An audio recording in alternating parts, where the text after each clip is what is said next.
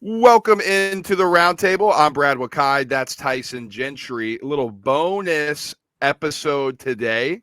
Now, I'm going to blame myself a little bit, Tyson, because I was out celebrating the holiday. I know you were. I know you were happy about it, but I'll take the head on it. So we haven't done a ton of previews here in these later part of the college football bowl season, but we had to do one for college football playoff, right? I mean, it's just the rules. We've been doing this since 2014, I think. Like since whenever the college football playoff came out, we've been making these. So it's one that we got to do. And honestly, like this is the first one I think that we've ever done that has a more unique set of teams than we're used to. I agree. Like I think, and I was telling you before we got on, there's like a buzz around this. Excuse me, around these set of games because TCU is kind of like your classic underdog, and Michigan. You kind of don't like Jim Harbaugh, and but you kind of got to respect him a bit at this point now. Like they've just drubbed Ohio State back-to-back seasons. You're like, all right, they're pretty legit now. And then Georgia, they're kind of like the new Alabama, but they're not that annoying yet. And then Ohio State, for some reason, it's like they're the underdog in this entire thing. Like, how is that even possible? Yeah, I mean, I was thinking about this, and I know this just got weirdly slow here, but like Ryan Day hasn't won like a big game yet. Like the last couple of years, at least, like these are failure seasons at Ohio State, and like who has the most pressure on them out of these four? Because it might be Ohio State, which feels backwards as the 4 seed. Georgia got theirs, right? So if they were to lose, it'd be a huge shock because they're the favorites, but it wouldn't be like, oh my God, they can never get over the hump. And then Michigan, I think they have a little bit, but I don't think a lot of people outside of Michigan fans, like I think everybody's expecting them to beat TCU. But if they win the national championship, I think most people would be surprised. But you'd be expecting them to play Georgia. I think things might change if the thing was flipped. But like TCU is just happy that they're the Oklahoma. It's like, welcome. Right. I hope you do well. And then Ohio State, it's like, fuck, man, you've been down. Like this is – it's not 2015 anymore where you guys are kind of running things. This doesn't look so good.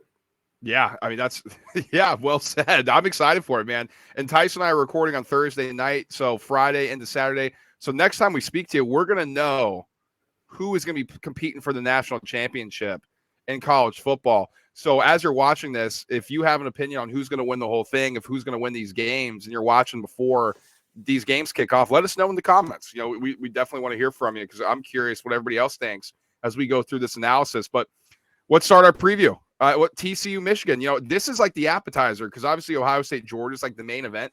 This is a fucking great appetizer, man. Like this is caviar. This is like a good app that you're waiting for. I'm excited for this one because this is a contrast of styles. Michigan wants to pound you. They want to use their huge offensive line and wear on you. TCU on the flip side, they want to spread you out, Sonny Dykes air raid, and just go, go, go and see if they can wear out their bigger opponents, which has worked this season. Before we even talk about the gambling stuff, which we'll get into in money-making time, just as your analysis of this game stylistically, start kind of breaking this thing down, Tyson, and we'll tee off. One thing that I'm really excited for in this game, and it kind of goes under the radar a bit, I think, because TCU just stands out as the weakest one here. But they've won 5 one-score games, and they beat 5 ranked opponents this year. So if you want to talk level of competition, I think TCU might have the argument to be like, well, we played better teams than all of you guys. And you can include Georgia in that.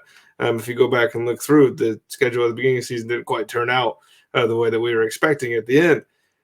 I just like Michigan hasn't shrunk once. Like they haven't blinked in this kind of like the Ohio State game and the Purdue game. Those were the two really, and they've overcome deficits and close halftime stuff and all that. But those were against lesser programs. That was Rutgers, right? It doesn't feel real. But then when they get in these games, Ohio State kicked the shit out of them.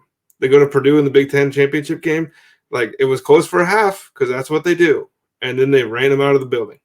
And I'm curious if TCU can keep it close enough because that's Michigan's recipe to success. It's like, hey, man, Ronnie Bell, Donovan Edwards, like you guys go.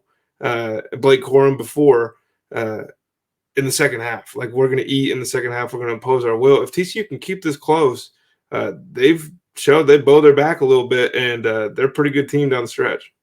Yeah, and they have elite weapons on offense. Like Max It's Duggan, crazy. he's been good. Quentin Johnson, he's a first-round draft pick. That dude's Is he the freak. best receiver in college football? No. Second game, Marvin Harrison Jr. Yeah. But Johnson's up there, man. He's really good. He's a freak. Yeah. Oh, geez. Michigan, I'm interested to see their game plan because it's one of those things, Tyson. Like, do they get away from what they normally do? Like, it's not like Michigan really wants to like take the air out of the ball either. Like, they have tempo. They want McCarthy to sling the ball around. But on the other side, they know TCU wants to have go, go, go. Does Harbaugh say, hey guys, we're gonna create our game plan to neutralize what TCU wants to do? Or they like, hey, we're the better team here. They have to adjust to us. They don't make any changes. Michigan doesn't make any changes. They just do what they do. Or do they take the air of the football and say, hey, let's slow down TCU? I'm interested to see that. To me, this is like, we love Sonny Dykes and we're pumped to see him here. But this just feels like this is the boss battle here. Like, you didn't get Saban, but you get to go against Harbaugh. And I know Kirby Smart's and those other things. I happen to think Jim Harbaugh could still coach. I don't know. There's not a lot of us out here still. But, I mean, I just think he's going to do what he thinks is best for the football team. And from an outsider's perspective, that means that Miller and Johnson don't get the ball. So we're going to run the ball all over you. And TCU's talking a lot of smack. We saw in the media days, like, we're the fastest team they've played. Well, you better show it because these dudes beat everybody to the corner. And that's after they beat you up on the middle. J.J. McCarthy, I think, can just do what he does, which is kind of take care of the ball, not take too many shots, and there'll be some well-timed kind of go-for-it-all plays, I guess, if that's what you want to call it. But TCU is pretty good at limiting those things, and they've shown that all year long. And that's, I think, the biggest stylistic matchup difference is, like, TCU's small, but they're fast. And they're saying they're fast, but they might just be too small for it to matter. Here's what I expect. I think Michigan's going to be the most physical team. They're going to dominate, of course, in the trenches. I think TCU is going to be playing from behind in this one. Like, do they have enough juice, enough gas to be able to keep up with Michigan, who I think is going to be able to score points just by being more physical? Like, they don't have to go up tempo. They can rip off 20-yard runs because their line creates a hole that a semi-truck can go through. You know, things like that. Like, Michigan can comfortably score points, I think, in this one where they just do what they do. Hey, baby, let's go back, single back, hand the ball off, and our running back just rips one for 20. And next thing you know, they've had the ball for 7 minutes. They score a touchdown. And TCU's like, shit, we got to score the ball. We got to go quick. We got to go. TCU had some opportunities in that Big 12 championship game. That offense wasn't humming like it normally does. So I'm curious to see if maybe they think that they need to score in every single possession. And that's what actually comes to bite them in the ass, where Michigan, what I expect is for them to be very comfortable, play from a lead, and roll through and win this football game. Are we just giving picks out right now? Is that your pick? Or no, I do think they're going to win. I'm not sure against the spread. I'm going to say that for money-making time, but I expect Michigan to win this game. I think a lot of people would be pretty surprised if TCU get through. I bet you if we pulled 100 people that are going to tune into the game, you get 85-15. The appetizer, I'm excited for that one, man. And then obviously the main course here, Ohio State, Georgia. And I got to say, Tyson, just as a preface here, I am fucking terrified that Ohio State might just win this game because I hate Ohio State. I just hate them so much. And I have this weird feeling in my stomach, whether it's dread, I don't know. I can't quite put a finger on what that exact I think it's misplaced love. I just have a bad feeling that Ohio State somehow is going to win this game, and I'm going to be so pissed off. Interesting game stylistically. I want to hear your take on it. Well, I think a lot of people are kind of feeling the buzz for Ohio State to win this game is growing by the day. And I understand your feeling, but I do want to point out that seemed to be the case with a lot of Georgia's big games over the course of this year, and the spreads shrink, and then Georgia wins by 30. And that's kind of what they do, man. Stetson Bennett hasn't been sacked in 6 games. It's crazy. 6 games. There's not the Ohio State pass rusher that we're used to. It's kind of more of a collection of guys, and they're going to hope somebody gets hot, basically, coming in here to the playoff. Georgia is a damn NFL team, pretty much all over the field.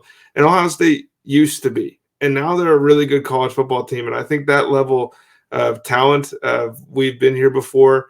I think those things are the things that separate Georgia. But one thing that's just been bugging me pretty badly about this game, and everybody's talking about C.J. Stroud, and I've been the C.J. Stroud guy out of the two of us, I'd say, to this point in the season.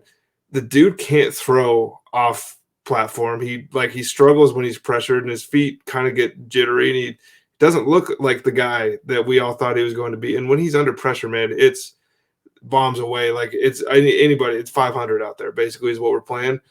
If you're telling me that Georgia gets to get to this guy, because he'll take the easy ones, and the easy ones will be there for a while. And then this thing's going to get cranked up to 10. And I just don't think that he's quite good enough or quite he's processing things at the speed that he needs to in those fiery moments. And to be honest with you, I think a lot of the reason that Bryce Young is going to play against Kansas State is because they're trying to duke this thing out, man. Somebody wants the extra $5 million. We saw what Michigan did to Ohio State and C.J. Stroud. Like you said, they sped him up. He misplaced he missed throws. Now he had the good numbers, right? Like C.J. Stroud's an elite quarterback at this level, and I think he's going to be a really good quarterback at the next level. I think, to your point, that's the question. Can Ohio State learn from their mistakes against Michigan? Can C.J. Stroud get more quiet in the pocket? Is he able to complete more of those off-platform throws, whether it's more accurately or whether it's more explosively down the field? That's the question here. I think for Georgia, they know what they need to do. They need to heat this pocket up, make C.J. Stroud uncomfortable so that he can't just let it rip into Marvin Harrison Jr. and do all his weapons on that offensive end. I think on the flip side, though, here, Tyson, what is Ohio State going to do on defense to nut up against a Georgia team that's the same blueprint that Michigan had in their game? I mean, Michigan ran right through Ohio State, and you have Ryan Day. We need to play violent. This needs to be our most violent game. You can say all the words you want, but if you don't have that in your DNA, and if the dudes don't play like that, that's just lip service at a certain point. I don't know if Ohio State can do that. This Georgia team is a different animal. Like Michigan's really good, and they're really physical. Georgia's the same team. There better have been some soul searching done in this month that Ohio State's been off, or else it's going to be the same old story. Well, this is the worst Ohio State defense in a while. Like, this is not the one that you're used to seeing. And I think that if you haven't been tuning in, they've had moments, and they've had great moments throughout the year. But they've also had some ones where you're just looking at the TV and you're like, dude, I have never seen this before. Like, the wheels come off this thing, and guys start looking lost, and there's nobody really instilling fear. And they have a couple guys, right? Like, you see the hair flowing around, and you're like, damn, these linebackers move. But it's not going to be the case in this game against Georgia. It's just stylistically, Ohio State runs a really good scheme for college. And I think that Georgia has some NFL concepts in their run scheme that are just going to move these guys out the way. Like, we're going to play zone. You pick a hole. We're going to the other one. We got 10. Stetson Bennett doesn't lose games, right? So I'm in the NFL podcast talking about how Joe Burrow, like, I can't bet against him in this moment. Stetson Bennett, like, the dude's 42 years old, but he has the clutch gene. Like, he knows how to win these big games. And, like, Ohio State hasn't won one in 2 years. Okay, with that, let's get into money-making time. I have two picks, one for each of the games here. I know you have a little SGPs you wanted to cook up. I don't know if you found something here, Tyson, but let's talk about the TCU-Michigan game. Any pick that you have here, whether it's against the spread or the total? So, to me, this is 7.5 is funky. Like, I don't really love 7.5, but I think that Michigan is 2 scores better than TCU. That's just what I think that I've seen throughout this year. But I do think that it's going to be TCU scoring the ball early. I think they're going to come out with their hair on fire, and it's going to take Michigan a second to figure them out. But Sonny Dykes, man, you give him 2 weeks. Like, he's got the film on. He's going to find something. They're running triple quarterbacks out there or whatever. But I think Kendra Miller to score 2 touchdowns is a bet that I like. I just think he's one of the most underrated players in college football. I like Quentin Johnston over 70.5 receiving yards, and I still like Michigan to cover the spread at 7.5. That comes out to plus 24-14 as a little 3-legger there. And I know it's a little scary, but if you're kind of new to betting college football, multi-touchdown games are not quite as scary as they are when you're staring them down the barrel in the NFL, right? So these are things that I like. I just think Michigan's going to be too physical, and I think it's just fourth quarter is going to be the longest 15 minutes of this TCU season. I had to follow along with that when I was typing in here, so I just go with SGP. I like that. I mean, I'm concerned maybe there wouldn't be as many scores in this one. I don't know. I mean, it feels like both these teams can score, right? But I mean, I don't know. There's some weird things saying that this game may go under. How many opportunities is TCU going to have? I mean, it's a college football game on a big stage. I like that. I'm with you. Michigan -7.5 for me is my play. I'm with you. That hook, it's scary, but we've talked about this before. The hook isn't as prominent in college football games as in the NFL, and the spreads only come into play, I think, 3 times in the first round of the college football playoff history. Like, they're normally blowouts. So I think Michigan's just that much better than TCU. I think they're going to impose their will and dominate. And I'm going to take them -7.5 in this one. And then the main event, the entree, Ohio State versus Georgia. Do you have an official pick here, Tyson? I mean, this one to me, I can't go the other way. Like, I just don't see what other people are seeing, I guess, here. But Georgia -6.5 feels a little disrespectful to me.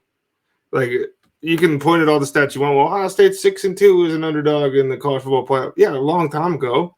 Different guys all around the field. They've struggled when they face good defenses. And that's what Georgia is. Like, if your litmus test is how you played against Notre Dame, you're fucked when you play Georgia. Like, that's what it is. Jalen Carter is going to feast. They would struggle, I think, to keep this game ultra competitive with Jackson Smith and Jigba and with Travion Henderson. Those guys aren't playing. Georgia's full bore, ready to go. We want to go back to back. Bama's falling off. We're trying to establish ourselves as the number 1 program in college football, and we just so happen to do it by getting to kick the shit out of another blue blood. Give me a Brock Bowers touchdown too. Oh, love it. I'm going to go over 62.5 in this one. I think this could be high flying. A lot of it has to do with a potential emotional hedge that if Ohio State scores points and they like somehow find a way to win this game, you're going to have to do it with points, I think. So, that has something to do with here. But I think Ohio State might be able to put up points against Georgia's defense. I don't know how many, but I think Georgia's offense is going to be driving this bus in this game. I think they're going to run roughshod over Ohio State's defense, putting up points. Brock Bowers is better. The running game is going to run through Ohio State. I like the over 62.5 in this one. I can see Georgia putting up 40 themselves. And I think Georgia might flex on us a little bit. I think that might be one of those times that Kirby and Co show us, hey, we can go really fast. We can score in 4 plays, or we can take 12 minutes. Let's hope it's a lot of the 4-play ones for me. All right, that is our college football playoff preview. The rest of the picks are going to be in the chalkboard. We'll be back. I guess I won't be back Monday, Tyson, because Penn State plays in the Rose Bowl. And so, either it's going to be a lot of celebrating for me or a lot of coping. So it's one or the other for me. So I think we'll be back either Tuesday or Wednesday of next week, whenever you're watching. I guess, just kind of wrapping everything up for college football, getting us ready for the national championship. So we will speak to you guys then. Until then, guys, peace.